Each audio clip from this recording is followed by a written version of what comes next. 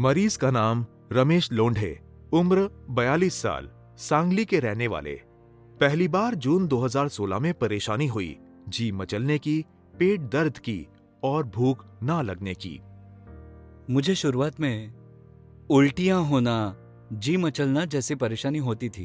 अंदाजन जून 2016 से ये परेशानियां शुरू हुई और ये सब क्यों हो रहा है ये समझ में नहीं आ रहा था। तब घर वालों ने कहा कि पित्त वगैरह हुआ होगा, इसीलिए हो रहा होगा। लेकिन लगातार एक 10-12 दिन से मैं इसकी वजह से परेशान हो रहा था। उन्हें शरीर में बहुत कमजोरी आ गई थी, अपने आप चल भी नहीं पा रहे थे। उन्होंने एलोपैथिक डॉक्टर से इलाज करवाना शुरू किया, फिर भी उनकी स्थिति में कोई सुधार नहीं आया। डॉक्टर ने कहा कि थोड़ा यूरिया और क्रिएटिन बढ़ा हुआ है। उन्हें कुछ संदेह था तो उन्होंने सबसे पहले सोनोग्राफी करवा लेने को कहा। सोनोग्राफी के लिए उन्होंने मुझे सांगली के एक प्रतिष्ठित हॉस्पिटल में जाने के लिए कहा। टेस्ट के रिपोर्ट्स आ जाने के बाद उनके चिकित्सक ने उन्हें कहा कि उनकी बाएं किडनी 35 से 40% बिगड़ चुकी है। जुलाई 2016 के मरीज के रिपोर्ट्स के अनुसार उसका क्रिएटिनिन बढ़कर 8.5 हो गया था और ब्लड यूरिया बढ़कर 155 हो चुका था और हीमोग्लोबिन कम होकर 6.4 हो गया था। उनकी सोनोग्राफी की रिपोर्ट्स देखने के बाद एक प्रतिष्ठित नेफ्रोलॉजिस्ट ने उन्हें कहा कि उनकी दोनों किडनियां निष्क्रिय हो चुकी हैं। डॉक्टर ने वो सारे रिपोर्ट्स देखे और उन्होंने कहा कि आपकी दोनों किडनियां फेल हो चुकी हैं। इसके बाद मरीज का ब्लड प्रेशर बढ़ने लगा और उसे इलाज के लिए अस्पताल में भर्ती होना पड़ा। बीपी चेक करने के बाद 250 पर मेरा बीपी पहुंच चुका था। डॉक्टर ने उस वक्त मुझे बताया नहीं कि मेरा बीपी इतना बढ़ चुका है। सिर्फ डॉक्टर ने इतना ही कहा कि इन्हें मैं तत्काल मीरज के नामांकित हॉस्पिटल में भेज रहा हूं, तो आप समय बर्बाद मत कीजिए, तुरंत एडमिट कीजिए।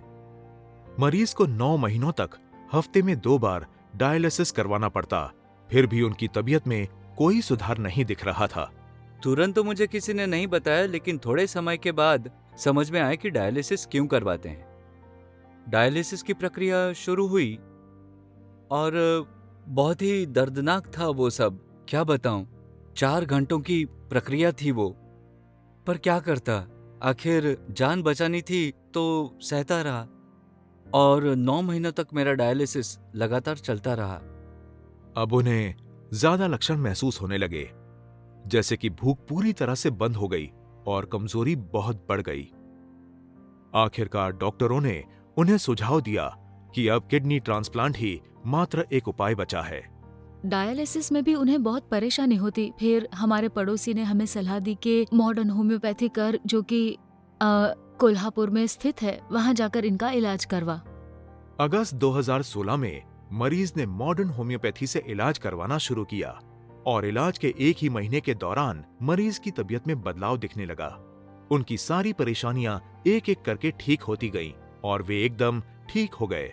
और मुझे काफी फर्क पड़ा। मैं स्कूल में जो टिफिन लेकर जाता था, वो टिफिन भी पूरा खत्म करने लगा, पेट भर के खाता था। घर पर मैं बिल्कुल खा नहीं पाता था और इसी तरह फर्क दिखने लगा।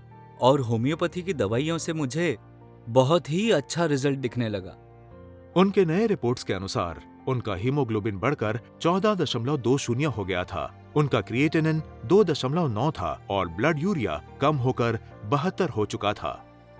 मार्च 2017 से उनका डायलिसिस पूरा बंद कर दिया गया और अब उन्हें किडनी ट्रांसप्लांट की भी कोई जरूरत नहीं है। अब मैं इस बीमारी से बिल्कुल ठीक हो चुका हूँ। मुझे कोई भी परेशानी नहीं है, खाना भी ठीक से खाता हूँ, जी नहीं मचलता, उल्टियाँ नहीं होती, बाकी कोई भी पेन नहीं होता। अच्छे से मैं मेरी जिंदगी गुजार रहा हूँ। मिस्टर लोंढे मॉडर्न होम्योपैथी के इलाज के बाद एक खुशहाल और स्वस्थ जिंदगी जी रहे हैं।